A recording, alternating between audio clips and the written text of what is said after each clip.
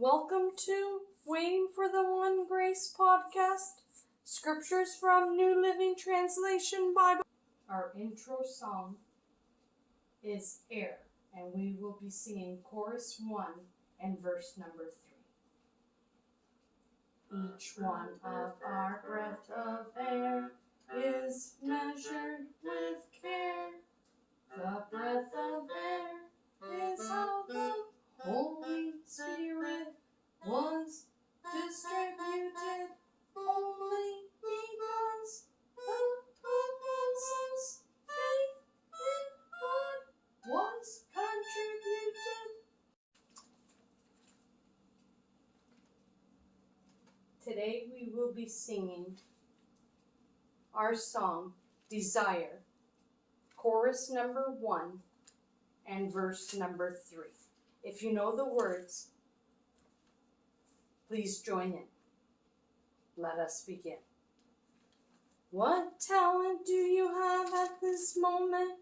Whatever it may be, don't condone it.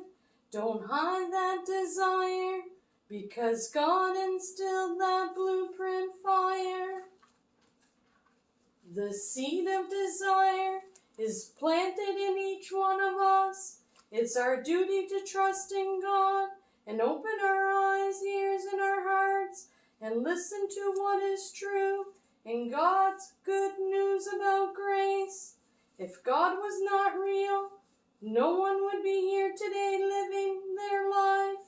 These plagues of COVID, monkey disease, and whatever that enemy from the unseen world keeps creating would have killed each one of us. As you can see, some were saved and are living their lives, while many of our family, friends, relatives have died. There is an explanation to this.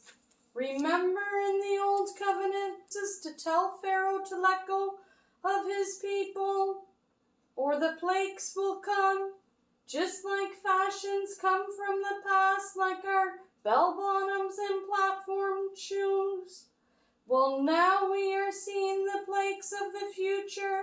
These plagues will continue until everyone comes together in one mind, one faith, one baptism in Jesus Christ. When we got this break with no plagues, God was giving us extra time to make our decisions. We even got to see and taste a little bit of heaven when things were getting back to normal. Only because people were believing. Then people started turning their backs on the good news of grace. And there we go again with the plagues.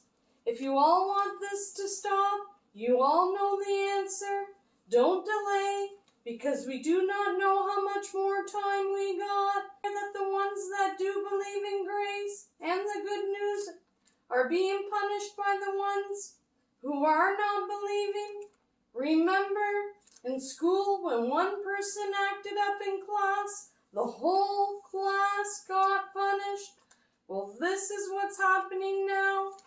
Don't complain why it's happening. You know your duty.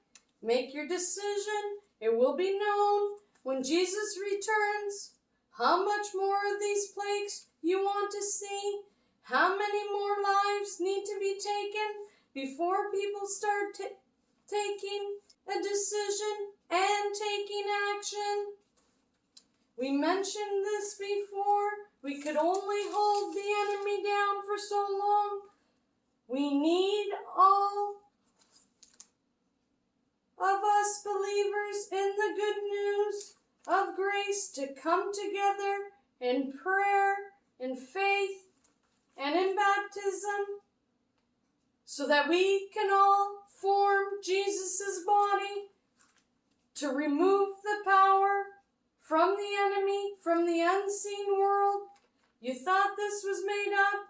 The proof has been shown. Don't let others make your decision for you. God gave each one of you a mind.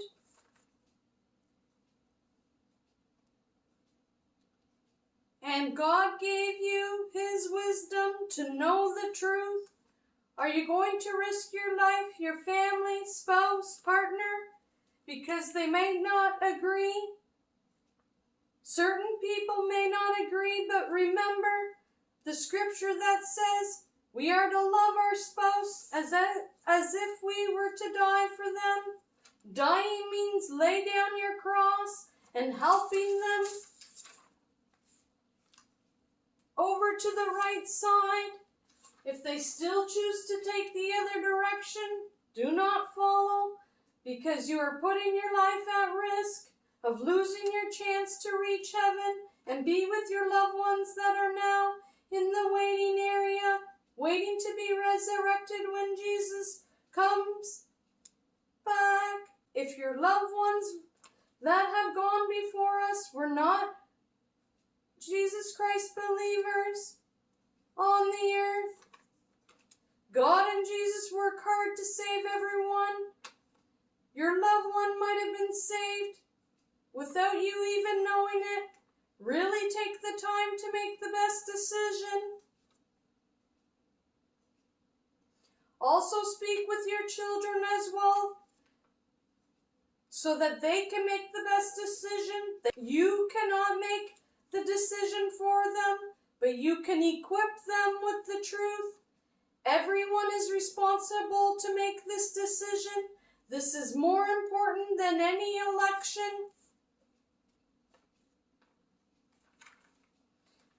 Because this physical world will end, the question is do you want to be living a spiritual life in heaven with the best of everything, with family, relatives, friends, believing in Jesus Christ, confessing your mouth that Jesus is Lord, believing in your heart that God raised Jesus from the dead, and being baptized in Jesus Christ is the most important things you can do? We mentioned before, you can be living physically and be spiritually dead.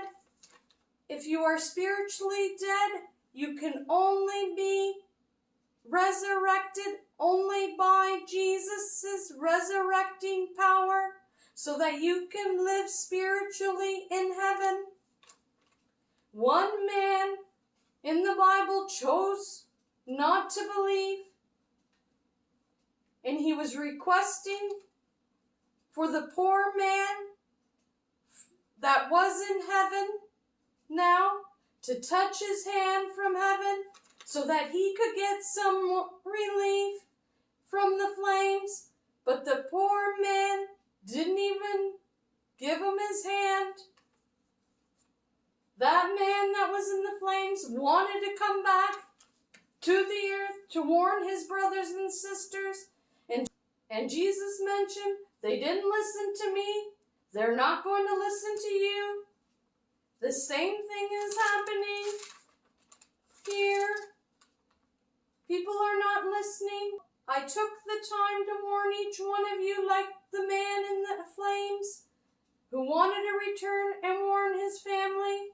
Yet I took an extra step further. I brought the good news to YouTube and Facebook, so no one should have an excuse of not knowing. And do you really want the guilt of not helping family and friends when you knew the answer? Do you really want that guilt on your back?